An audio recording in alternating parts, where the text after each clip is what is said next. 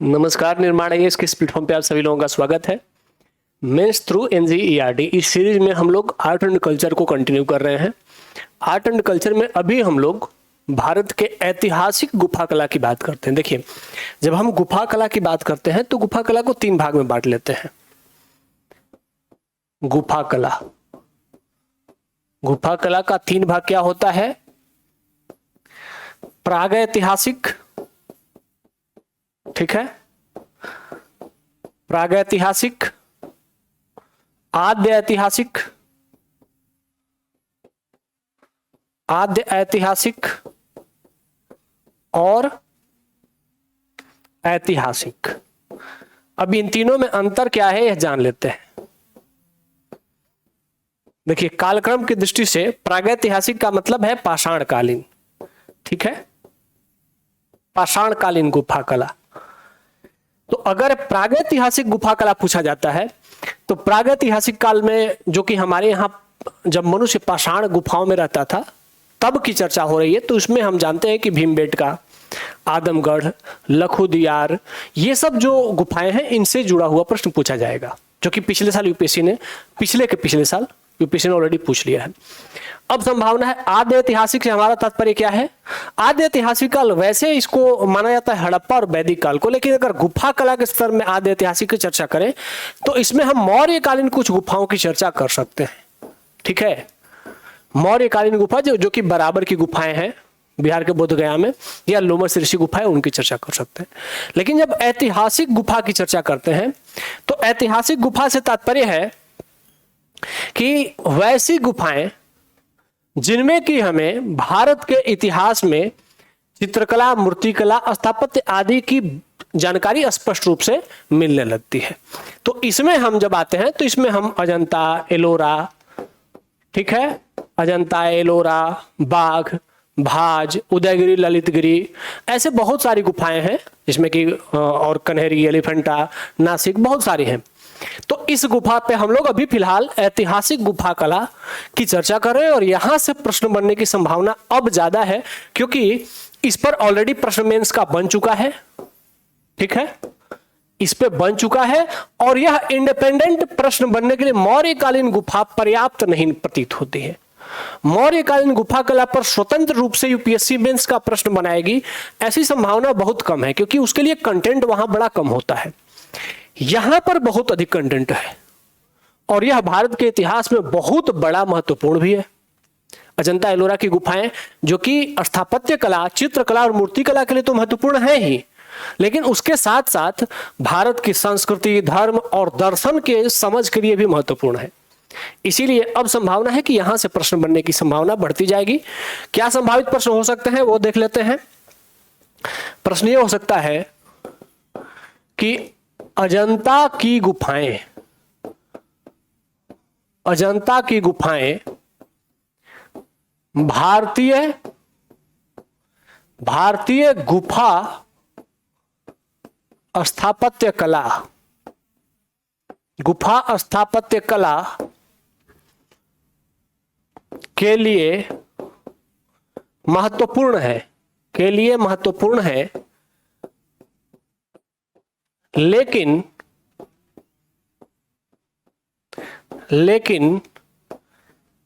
इनका महत्व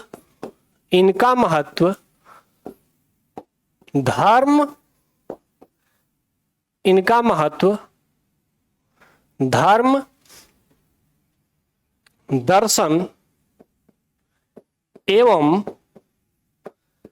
संस्कृति के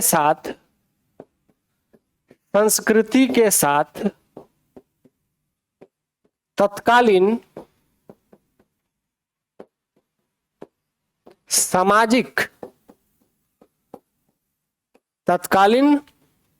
सामाजिक भेद को स्पष्ट करता है। अब ऐसा प्रश्न बन सकता है जिसमें कि चूंकि अजंता कला या फिर अजंता एलोरा की जो गुफाएं हैं, यहां इनका स्कोप बहुत बड़ा होता है। ये हमारे तत्कालीन धर्म, दर्शन, समाज के रहन सहन, कल्चर को भी दिखाती हैं। तो इसीलिए यहां से इंडिपेंडेंट प्रश्न और अजंता पर तो यूपीएससी ऑलरेडी प्रश्न पूछ भी चुका है, हालांकि वो थोड़ा पहले पूछा गया है और बहुत शॉर्ट प्रश्न पूछा गया है। अब संभावना है कि अब अजंता पर ऐसे ही बड़े बड़े प्रश्न पूछे जाने की संभावना बनी रहेगी।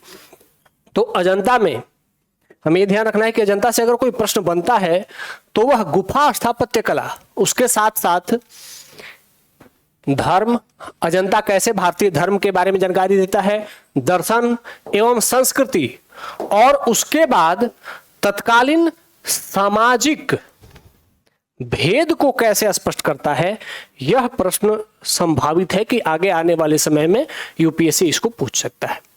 तो आज हम लोग अजंता की गुफाओं की यात्रा करेंगे और इसमें जो एनसीईआरटी का ज्ञान है उसका पूरा अध्ययन करेंगे। साथ ही इस विशद अध्ययन के साथ हम यह भी समझेंगे कि अजंता की गुफाओं का महत्व जो कि अब तक हमने पढ़ा है वो बहुत लिमिटेड पढ़ा है, वह कैसे व्यापक महत्व इसका है। ठीक है, तो आइए शुरुआत करते हैं। अजंता की गुफाएं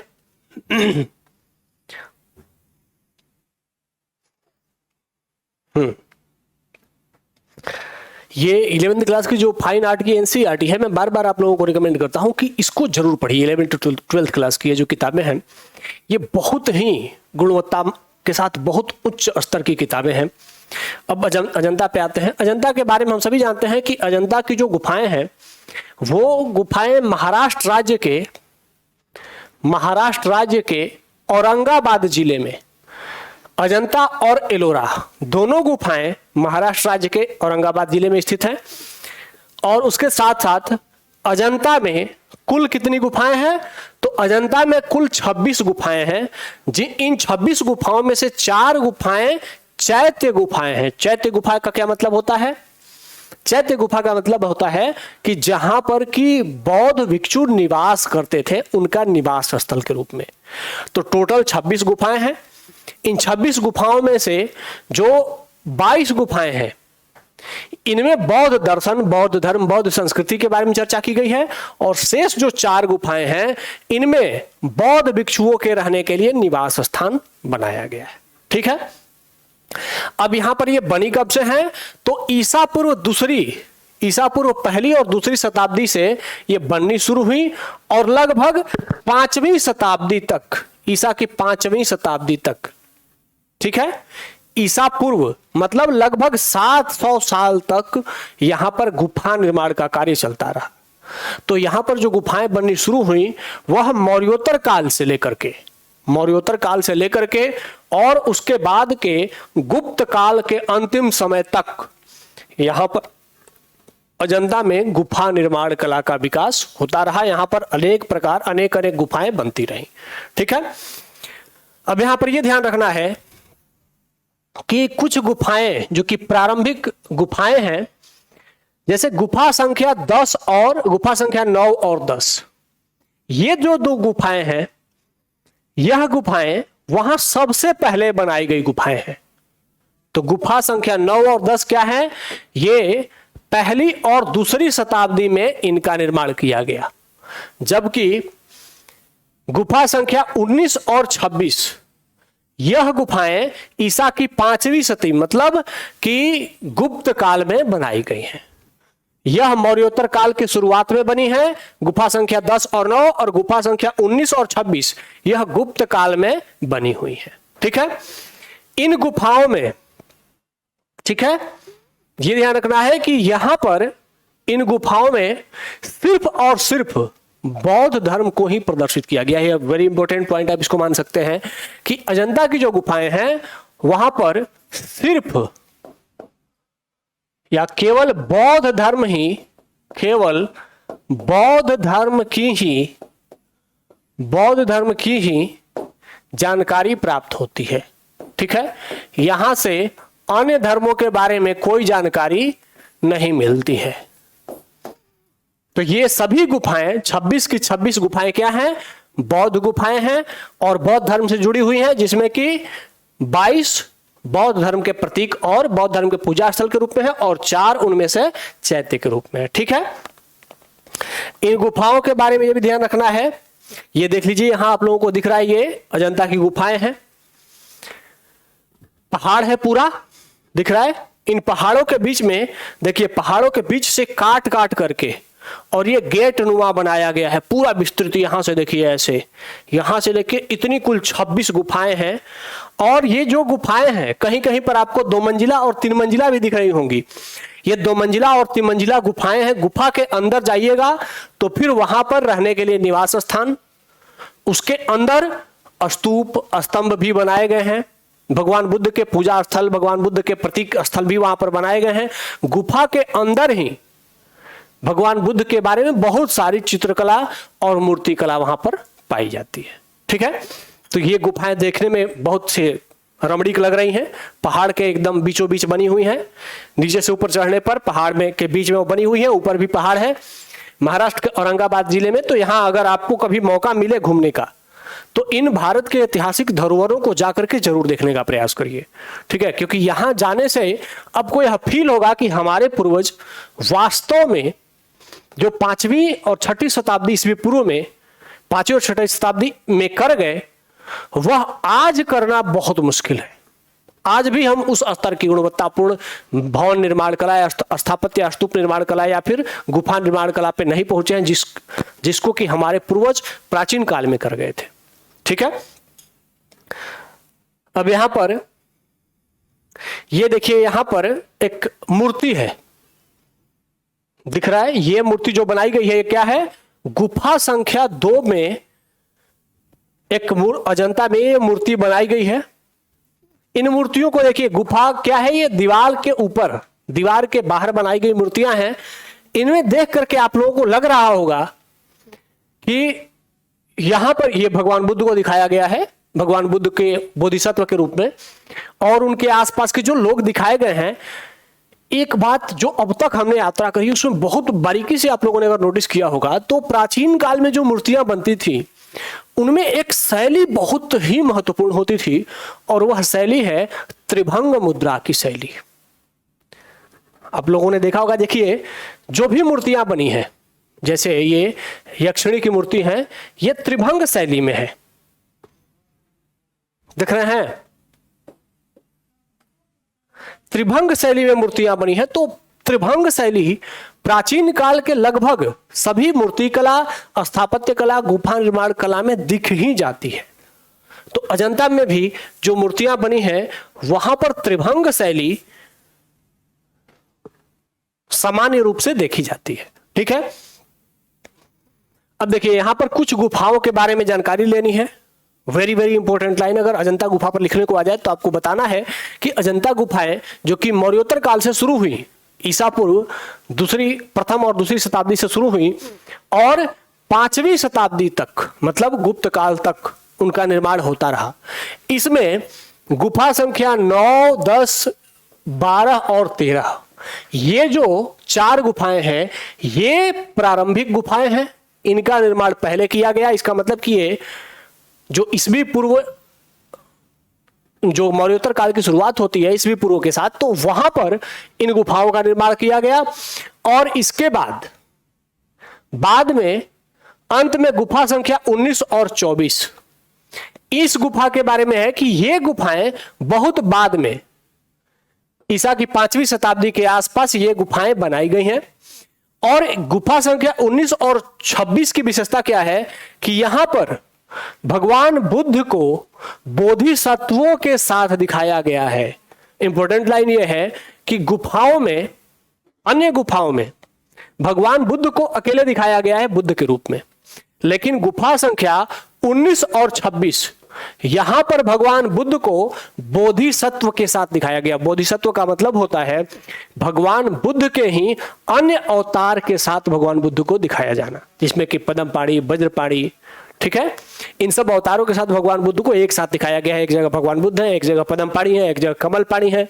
ठीक है, तो इनके साथ भगवान बुद्ध को दिखाया गया है, ये गुफा संख्या 19 और 26 में। ठीक है, अब यहां ये देख लीजिए, एक मूर्ति है अजंता में, ये चित्रकला है। अजंता की दीवारों पे देखिए गुफा संख्या 26 में चित्रकारी की गई है।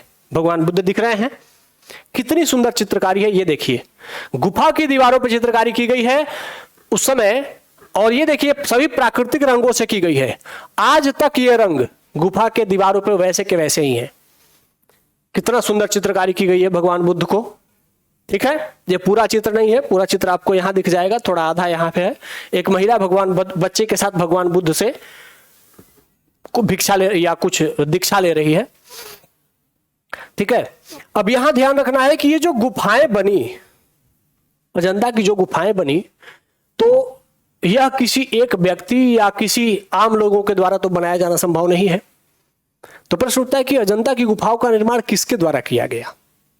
तो अजंता की गुफाओं का निर्माण के संदर्भ में महाराष्ट्र के क्षेत्र में जब सातवाहन शासन समाप्त हुआ, हम सभी जानते हैं कि महाराष्ट्र में जब वहां मौर्य शासन समाप्त हो जाता है मौर्य काल में, तो मौर्यों के बाद वहां पर महाराष्ट्र के क्षेत्र में सातवाहनों का साम्राज्य शुरू होता है। वह भी 200-300 साल तक चलता है और उसके तुरंत बाद वहां पर वाकाटकों का शासन आ जाता है। ठीक है, और वैसे ही वाकाटकों के द्वारा महाराष्ट्र के इस क्षेत्र में अजंता गुफाओं का निर्माण किया जाता है। तो अब देखिए संरक्षक कौन कौन से हैं। तो पहले हैं बराहदेव। बराहदेव कौन है? ये वाकाटक नरेश हरिसेन के प्रधानमंत्री थे। इन्होंने वहां पर गुफा संख्या 16 का निर्माण करवाया, वराहदेव। फिर उपेंद्र गुप्त, उपेंद्र गुप्त ने गुफा संख्या 17 से 20 का निर्माण करवाया। ठीक है, अब ये उपेंद्र गुप्त कौन है? ये भी एक वाकाटक नरेश का सामंत है, वाकाटक शासक का सामंत है। इसने गुफा संख्या 17 से 20 का निर्माण करवाया। फिर बुद्धभद्र ने गुफा संख्या 26 का निर्माण करवाया। तो यहां पर अलग अलग लोगों ने अजंता में गुफाओं का निर्माण कराया है। ये सब नाम आप लोग याद कर लीजिएगा। अगर ये नाम आप लोगों ने अपने मेंस के कॉपी में लिखा तो ऑब्वियसली है कि आपको बाकी बच्चों की तुलना में आपके मार्क्स 2 नंबर 3 नंबर बढ़ जाएंगे। ठीक है, क्योंकि ये सब कंटेंट यूजुअली लोग अपने नॉलेज में नहीं रखते हैं, लेकिन अगर ये कंटेंट आपके नोट्स में रहेंगे तो फिर ये आपके आंसर में जरूर चले जाएंगे। ठीक है, उसके बाद ये देखिए वहां पेंटिंग दिख रही है। फिर मथुरा दास ने गुफा संख्या 4 को संरक्षण दिया।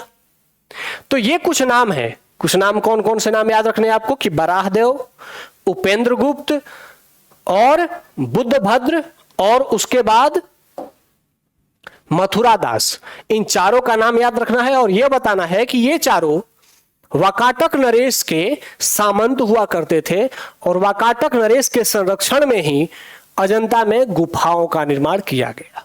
ठीक है, यह चित्रकला है, वहां पे अजंता की एक चित्रकला है, दिख रही है। एक राजकुमारी है, एक राजकुमारी का चित्र है, बहुत ही महत्वपूर्ण चित्र है ये। वहां पे कहा जाता है कि एक मरणासन राजकुमारी, ये राजकुमारी है लेकिन ये मरने की अवस्था में है। तो ये गुफा संख्या 16 में इनका चित्र मिला है, बहुत ही सुंदर बारीकी के साथ बनाया गया है। अब यहां ध्यान ये रखना है कि इन यहां पर जो चित्र बनाए गए हैं, जैसे इन दीवारों पे आप लोगों को यहां पर चित्र दिख रहे हैं, ये चित्र देखिए छोटे छोटे ब्लॉक बना करके दीवारों पर, गुफा के दीवारों पर छोटे छोटे ब्लॉक बना करके और उसमें भगवान बुद्ध को ही देखिए यहां पर चक्र दिखाया गया है, धर्म चक्र प्रवर्तन। यहां पर भगवान बुद्ध दिखाए गए हैं अलग अलग रूपों में। भगवान बुद्ध को कहीं पर बुद्ध है, कहीं पर पद्मपाणि है, कहीं पर वज्रपाणि है। ठीक है, कहीं पर मैत्रेय है, अलग अलग, मतलब भगवान बुद्ध को उनके जो उनके साथ उनके पूर्व जन्म के अवतार हैं उनके साथ उनको दिखाया गया है। ठीक है, जिनकी कहानी जातक कथाओं में वर्णित है, उन सभी रूपों में भगवान बुद्ध को यहां पर दिखाने का प्रयास किया गया है। ठीक है, अब यहां पर एक दिख रहा है ये आप लोगों को, ये चित्रकला है, हालांकि थोड़ी सी ये बाहर थी तो ये थोड़ा सा भ्रंशित सा हो गया है, अगर आप लोगों को दिख रहा हो तो। यहां पर देखिए, ये चित्र देखिए, ये राजा रानी का चित्रण है, दिख रहा है, राजा रानी बैठे हुए हैं। भगवान बुद्ध के जातक कथा से ये चित्र लिया गया है, गुफा संख्या 1 में ये चित्र दिखाया गया है। सोचिए कितना सुंदर चित्र बनाया गया है। भगवान बुद्ध के पूर्व जन्म की ये कहानी है, राजा रानी के रूप में बैठे हुए हैं और सामने दास दासियां भी हैं। राजा रानी का प्रेम प्रसंग का ये चित्रण किया गया है। यहां ध्यान रखना है कि गुफा चित्रकला और अजंता की गुफाओं में जो मूर्तियां मिली हैं, इन दोनों में एक यात्रा दिखती है। यात्रा कैसी दिखती है कि सांची के मूर्तिकला से अजंता की मूर्तिकला में समानता दिखती है। जो सांची के स्तूप पर, हमने पढ़ा था पिछले क्लासों में कि सांची के स्तूप के तोरण द्वारों पर मूर्तियां बनाई गई हैं भगवान बुद्ध की, वैसी ही सेम डिजाइन की मूर्तियां अजंता में भी मिलती हैं। इससे पता चलता है कि जो मूर्तिकला सांची के क्षेत्र में थी, हम सभी जानते हैं सांची में जो मूर्तिकला विकसित हुई वह मथुरा मूर्तिकला से प्रेरित थी। वही मूर्तिकला दक्षिण की ओर विस्तृत होकर के कहां चली गई, महाराष्ट्र तक चली गई, और महाराष्ट्र में अजंता की गुफाओं में भी वैसे ही चित्रकला, वैसे ही मूर्तियां बनाई गई। ठीक है, तो मथुरा मूर्तिकला जो कि सांची में आई और सांची से फिर वो कहां चली गई, अजंता तक मथुरा मूर्तिकला की यात्रा दिखती है। ठीक है, अब यहां पर यह ध्यान रखना है कि चित्रों का एक जो क्रम था उसमें कुछ चित्र अजंता में जो चित्र बने हैं वो कुछ धार्मिक हैं, कुछ धार्मिकतर है। जैसे यहां पर जो पिछले चित्र को हमने देखा राजा रानी का चित्र था, तो वह उसका धर्म से कोई लेना देना नहीं है। राजा रानी के प्रेम प्रसंग का चित्र है, सहवास कला का चित्र है, तो वह धर्म से जुड़ा हुआ नहीं है। लेकिन बहुत सारे चित्र हैं जिसमें कि धर्म का प्रभाव है, जिसमें भगवान बुद्ध को पूजा करते हुए ध्यान मग्न दिखाया गया है और स्तूप को दिखाया गया, तो ये धार्मिक चित्र है। उसी तरीके से जो गुफा संख्या 9 और 10 है, ये दोनों गुफाएं वहां पर धार्मिक चित्रकला के लिए प्रमुख गुफाएं मानी जाती हैं। ठीक है, इन दोनों गुफाओं में धार्मिक चित्रण अधिक मिलता है, और जबकि अन्य गुफाओं में धार्मिक और धार्मिकतर दोनों चित्रकलाएं मिलती हैं। यहां एक बात और ध्यान रखना है कि जो चित्रकला की गई है वह कोई साधारण व्यक्ति नहीं कर रहा है, बल्कि वह कुशल चित्रकार ने अजंता की गुफाओं में चित्रकारी की है। इसीलिए वहां पर जो व्यक्ति हैं, लोगों के शरीर का जो रंग है वह अलग अलग, किसी का भूरा दिखाया गया है, किसी में हल्का सा पीलापन है, किसी में हल्का हरा है, किसी में पूरा पीला है। मतलब कि समाज के विभिन्न वर्गों का जो शरीर का त्वचा का रंग है उसको उसी के अनुसार दिखाया गया है। चित्रकार इस बात को ध्यान में रखते हुए बना रहा है कि अगर कोई राजा है, राजमहल में रहने वाला है, तो उसे भूरा दिखाया गया है, जबकि कोई किसान है, खेतों में काम करने वाला मजदूर है, तो उसको हल्का सा क्या किया गया है, उसको हल्का हरा दिखाया गया है, क्योंकि वो खेतों में काम कर रहे हैं तो उसके शरीर में हल्का सा त्वचा कालेपन में आ गई होगी। तो इसीलिए यहाँ के चित्रकार चित्र बनाते समय रंगों का भी उपयोग बड़ी सटीकता के साथ करते हैं, ताकि रंग के साथ ही लोगों के व्यवसाय और लोगों की पहचान हो सके। ठीक है, इसके बाद यहां देखिए, ये गुफा संख्या 16, गुफा संख्या 16 है। ये जो चित्र है ये एलोरा के है। ठीक है, एलोरा में देखिए ये गुफा संख्या 16, वहां पे कैलाश मंदिर है। क्योंकि एलोरा और अजंता में एक अंतर है कि अजंता की जो गुफाएं हैं वह सिर्फ बौद्ध धर्म से जुड़ी हुई हैं, जबकि एलोरा की जो गुफाएं हैं उसमें बौद्ध, ब्राह्मण और जैन धर्म, तीनों धर्मों का एक साथ समामेलन दिखता है। अब अजंता की गुफाओं में जो चित्र मिले हैं और जो मूर्तियां मिली हैं उसमें एलोरा में थोड़ा अंतर है। एलोरा में देखिए, एलोरा में जो हाथी दिखती है, अजंता के बाद एलोरा बना है, तो यहां पर जो हाथी दिखती है इसकी बनावट गुफा में अजंता से थोड़ा बेहतर है। तो अब थोड़ा सा यात्रा याद करिएगा। मथुरा से मूर्तिकला, मथुरा मूर्तिकला कहां गई, सांची, सांची से कहां गई, अजंता, फिर अजंता से कहां चली गई, एलोरा। तो जो सांची में, जो मथुरा में मूर्तियां बनी थी उससे थोड़ी बेहतर कहां बनेंगी, सांची में, सांची से थोड़ा बेहतर अजंता में, और अजंता से बेहतर कहां बनेंगी, एलोरा में। तो एलोरा की जो मूर्तियां हैं, ये देखिए यहां पर जो भगवान बुद्ध बैठे हुए हैं एलोरा में, यहां पर जो भगवान बुद्ध की मूर्ति बनाई गई है वह अजंता से थोड़ी बेहतर है। तो ये जो यात्रा दिखता है मूर्तिकला का, मूर्तिकला की यात्रा दो क्रम में देखा था हमने।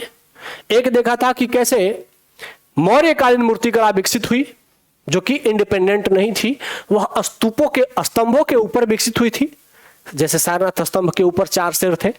लेकिन बाद में जब मौर्य काल के बाद का दौर आया, मौर्योत्तर काल, तो 2 इंडिपेंडेंट मूर्तिकला विकसित हुई, गंधार और मथुरा मूर्तिकला। गंधार मूर्तिकला गंधार के क्षेत्र में विकसित हुई और उधर ही समाप्त भी हो गई।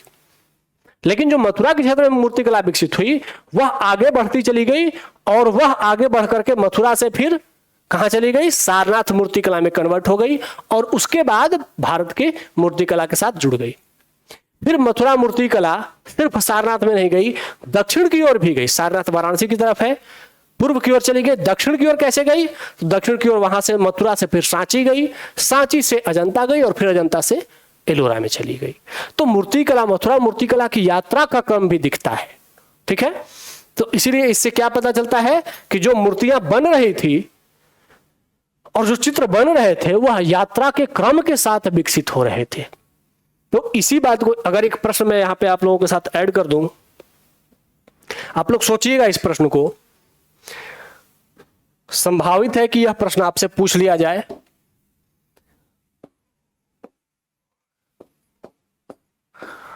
मथुरा मूर्तिकला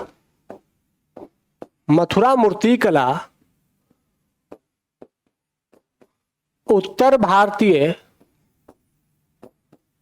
एवं दक्षिण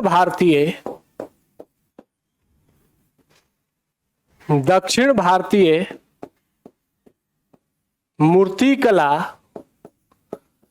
मूर्तिकला को समान रूप से प्रभावित करती हुई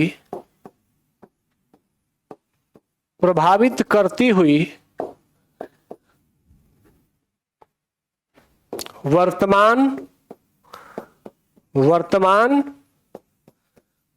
भारतीय कला का प्रतिनिधित्व किया।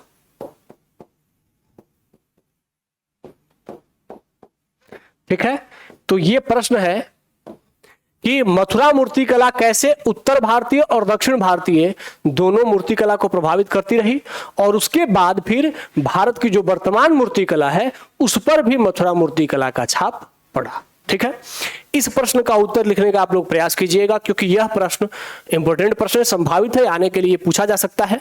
मूर्तिकला से इंडिपेंडेंट प्रश्न पूछा जा सकता है मथुरा मूर्तिकला से, लेकिन जो प्रश्न आज का है, आज जो हमने चर्चा करा है अजंता की गुफा से, उस पर जो हमने आपको प्रश्न दिया था, इस पर भी जरूर सोचिएगा और कोशिश करिएगा कि घर पे बैठ करके इस प्रश्न का उत्तर लिखा जा सके ताकि आप लोग जो पढ़ रहे हैं वह भी आपके लिए, आपको पता चल सके कि आप उसको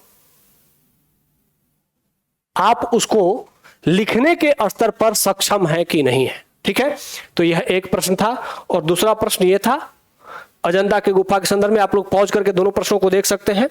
ठीक है, और इस तरीके से अजंता की गुफा के बारे में जो प्रश्न आएगा या फिर जो मूर्तिकला की यात्रा के बारे में अगर कोई प्रश्न पूछा जाता है तो उसको आप लोग जरूर घर पे बैठ करके लिखने का प्रयास कीजिए। ठीक है, फिर अगले क्लास में हम इससे आगे की यात्रा की ओर कंटिन्यू करते हैं। हमसे जुड़ने के लिए धन्यवाद। जय हिंद।